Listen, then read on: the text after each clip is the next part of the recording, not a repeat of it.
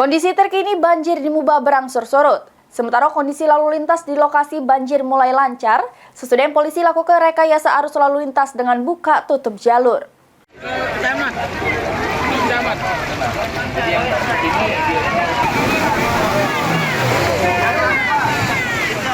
Banjir di Jalan Lintas Timur kondisinya ini sudah berangsur surut. Yang sebelumnya ketinggian banyu mencapai 80 sampai 1 meter, ini berada di ketinggian 40 cm.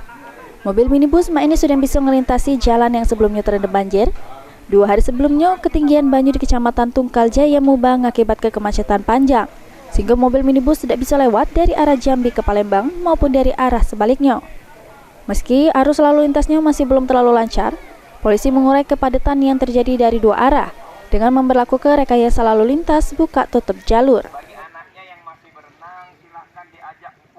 Sudah turun sekitar 40 cm dan sejak tadi malam sekira pukul jam 3 atau jam 2 jalur sudah 2 jalur dilalui, namun mohon maaf pelan-pelan karena kondisi yang masih debit airnya sekitar sampai sekarang 40-50 cm. Berarti semua kendaraan udah bisa? Bisa 2 jalur, namun yang jelas saya mohon kepada pengendara khususnya yang melintas dari Palembang menuju Jambi, Jambi sebaliknya ke Palembang jangan mendahului dan sebagainya karena itu cuma 2 jalur.